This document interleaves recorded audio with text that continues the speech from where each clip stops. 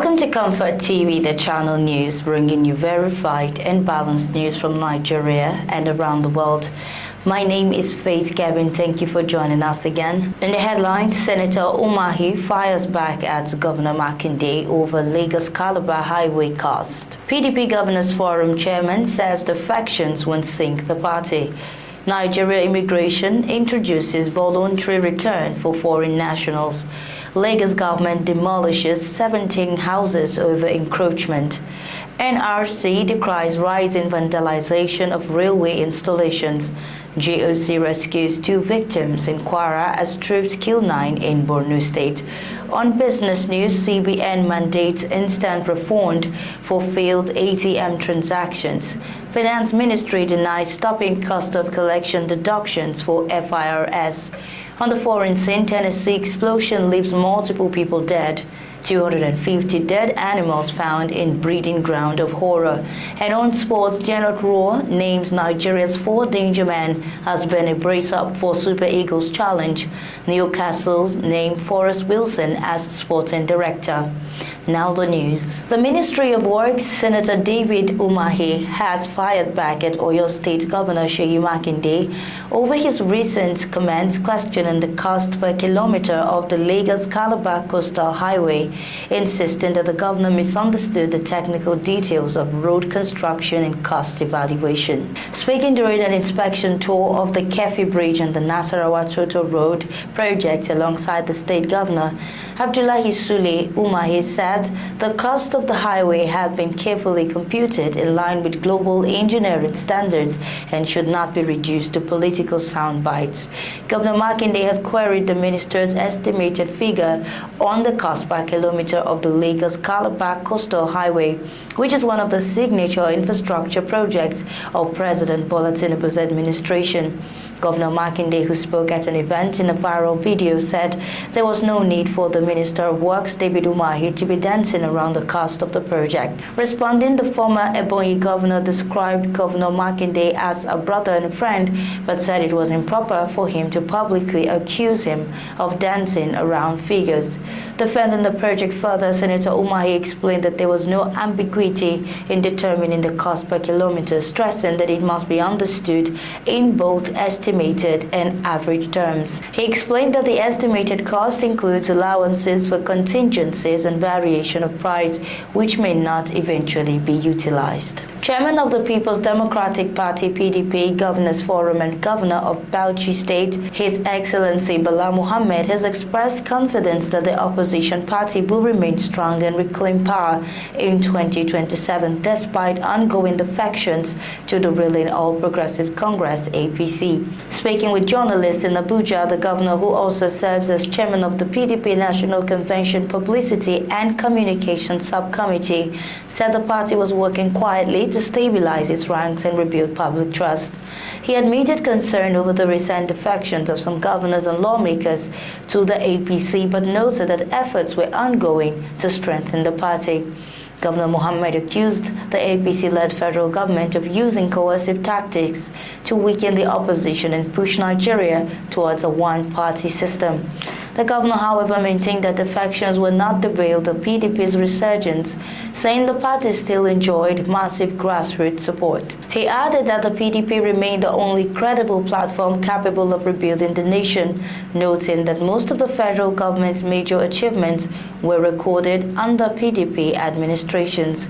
Responding to speculation about possible defections by some PDP governors, Governor Mohammed said Enugu State Governor Peter Mbah had not communicated any decision to leave the party. He also dismissed claims that Rivers State Governor Siminalayi Fubara had left the PDP, describing him as a loyal member who had weathered significant challenges. Commenting on speculations linking former President Goodluck Jonathan to a possible 2027 presidential project, the governor said the PDP remained open to welcoming prominent figures who wish to associate with the party.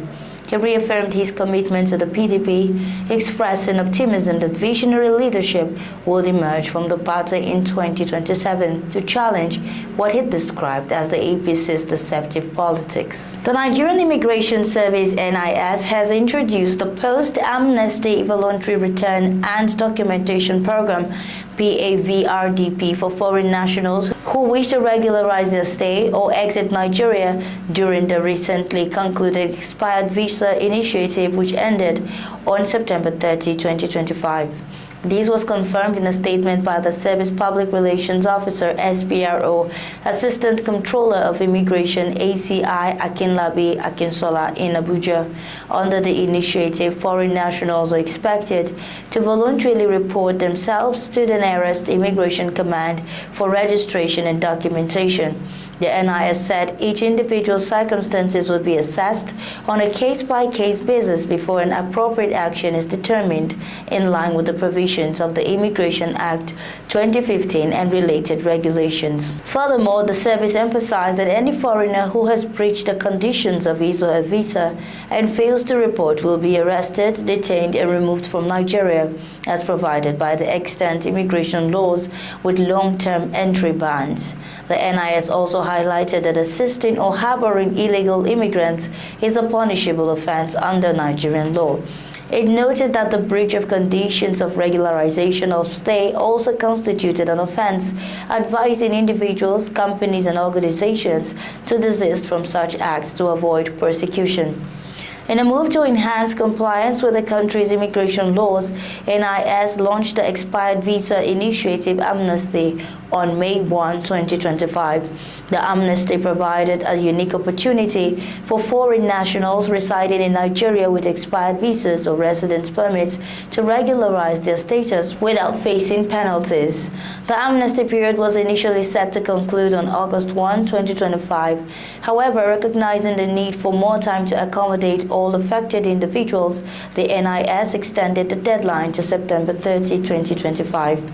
The amnesty applied to various categories of foreign nationals, including those with expired visa on arrival, expired single and multiple entry visas, and individuals with expired combined expatriate residence permit and aliens card (SERPAC), whose renewal had exceeded 30 days post-expiration. With the expiration of the amnesty period on September 30, 2025, the NIS commenced nationwide enforcement actions against foreign nationals who failed to regularize their stay or exit the country. Effective October 1, 2025, the service began arresting, detaining, and removing individuals who had overstayed their visas or violated entry conditions in accordance with extant immigration laws. No fewer than 17 houses have been demolished by the Lagos state government for encroaching on the right-of-way (ROW) of the Ikota-River alignment. The Commissioner for Environment and Water Resources, Mr. Tokunbo Wahab, led a monitoring team alongside journalists to the site. Mr. Wahab urged residents to desist from actions that destroy the ecosystem, stressing that nature would always retaliate against human negligence and unlawful reclamation. He said the ministry had received complaints months ago about illegal reclamation efforts aimed at narrowing the river's ROW. According to him, the ministry has now taken firm action to stop the encroachment and remove all illegal structures within the area. He vowed that those behind the activity would be identified and prosecuted in accordance with the law. On flooding, the commissioner said it was impossible to completely prevent flooding in a coastal state like Lagos, bordered by the Atlantic Ocean, lagoons, and rivers. The Nigerian Railway Corporation, NRC, has decried the increasing vandalization of its electrical and signaling installations across the Abuja, Lagos, Kaduna, and Warri-Itakpe corridors. The Managing Director and Chief Executive Officer, Dr. Kayode Ekwefa, raised the concern in Lagos. The statement signed by the Chief Public Relations Officer, NRC, Mr. Callistus Unyimadu, described the attacks as a major threat to safe and efficient train operations. Dr. Ekwefa confirmed that 2 suspects have been arrested in Kaduna in connection with the vandalization of equipment at the Rigasa train station area. He said the suspects, aged 22 and 24, both from Rigasa, were apprehended by operatives of the Nigerian Police Railway Command attached to the Kaduna-Abuja train service (AKTS). The NRC commended the command for its professionalism and swift response, assuring that all culprits will face the full weight of the law. Dr. Ekwefa expressed deep concern over the increasing attacks on railway electrical and signaling infrastructure, describing them as critical national assets. He said the corporation working with security agencies will henceforth treat such acts as economic sabotage with severe legal consequences for offenders. The NRC chief appealed to residents of communities hosting railway facilities to support the corporation and security agencies in protecting these installations. He stressed that the railway system remained a catalyst for community development and improved livelihoods, making its protection a collective responsibility. The General Officer commanding GOC-2 Division, Nigerian Army Ibadan Major General Chinedu Nnebife, has rescued 2 kidnapped victims near Babasango Forest in Omaron local government area of Kwara State. The victims were handed over to the traditional ruler of the area, Oba Pius Oluwole Onidofin of Idofin Odoeshe Ayekale. Major Nnebife, who also serves as commander Sector 3 Operation Fasonyama, was on a patrol in Babanla when the rescue took place. The visit followed a recent bandit attack on traders at Olegbede village, about 12 kilometers from Idofin Ayekale, where the 3 people were reportedly killed. In a statement, the acting deputy director, Army Public Relations 2 Division, Lieutenant Colonel Polycarp Okoye, said the monarch attributed the attack to the community's proximity to Babasango Forest.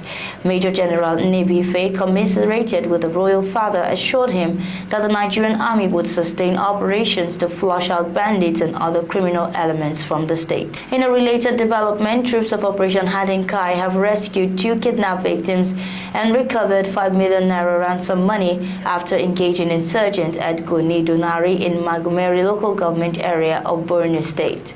Spokesman for Operation Hadinkai, Lieutenant Colonel Sani Uba, said the troops killed 9 terrorists, 5 in Magumeri and 4 in Gajiram during a coordinated operations.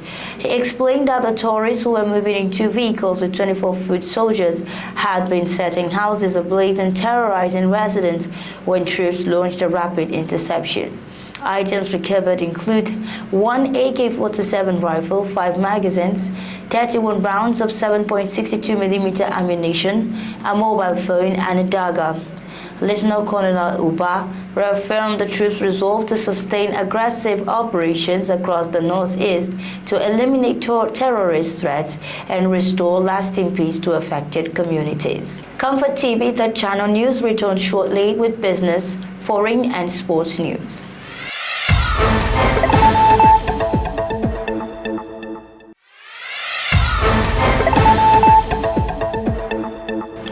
Many thanks for staying tuned. This is ComfortTV.channel news. We bring you business news. The Central Bank of Nigeria, CBN, has introduced a new draft guideline compelling banks to provide instant refunds for failed automated teller machine transactions, ATM.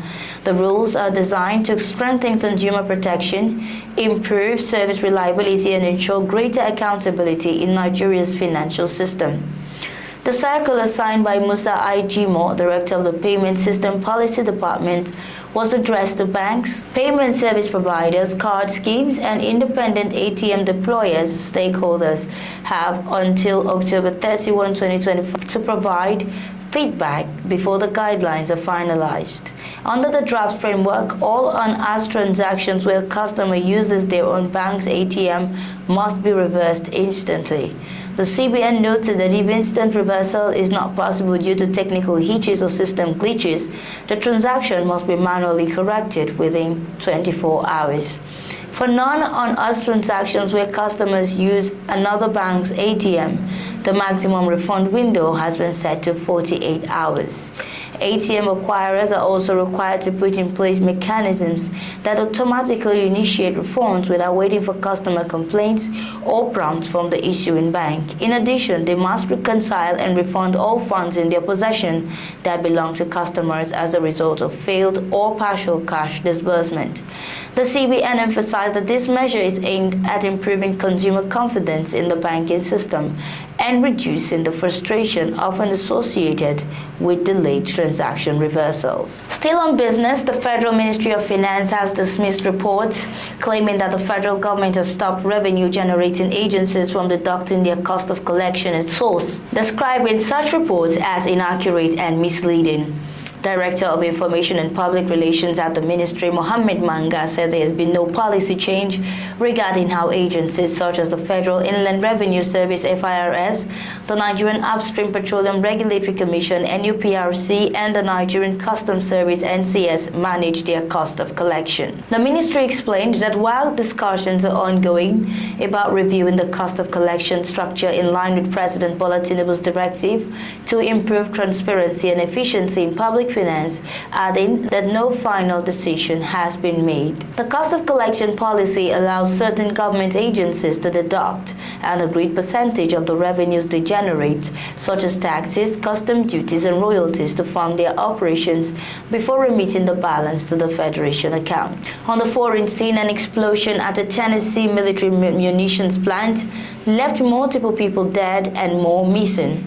The authorities reported that rescuers kept their distance for hours due to the burning field of debris and risk of secondary explosions. The blast, which people reported hearing and feeling miles away, occurred at Accurate Energetic Systems in rural Tennessee. The company's website says it makes and tests explosives at an 8-building facility that sprawls across wooded hills in the Bucksnut area about 60 miles southwest of Nashville. Humphreys County Sheriff Chris David said there are many that are unaccounted for and others confirmed dead. Sheriff David says the cause of the explosion was not immediately known and an investigation could take days. Aerial footage of the aftermath showed the explosion had apparently obliterated one of the facility's hilltop buildings, leaving only smoldering wreckage and burnt-out shells of vehicles. Residents in Lobelville, a 20-minute drive from the scene, said they felt homes shake, and some people captured the loud boom of the explosion on their home cameras.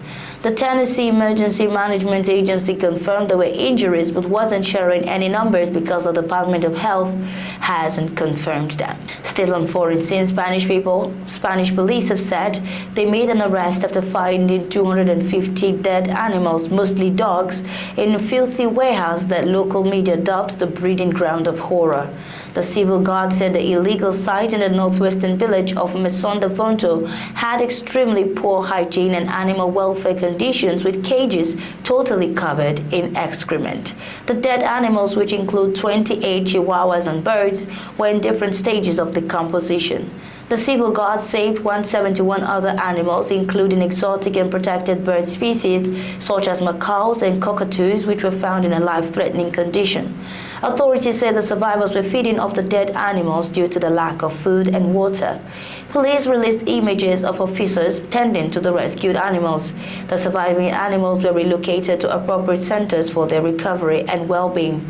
The site manager was arrested on charges of animal abuse, illegal possession of protected species, and unqualified veterinary practice. On sports, Benin Republic head coach Janet Ross says his side is ready for a different level of challenge when they face Nigeria's Super Eagles in the decisive 2026 FIFA World Cup qualifying clash in Uyo tomorrow. Road Cheetahs edged Rwanda 1-0 in Kigali on Friday, thanks to a late Tosin Ayegun strike, keeping alive their dream of reaching the global tournament. The results left Group C wide open, with Benin, South Africa, and Nigeria still capable of qualifying for the finals in North America.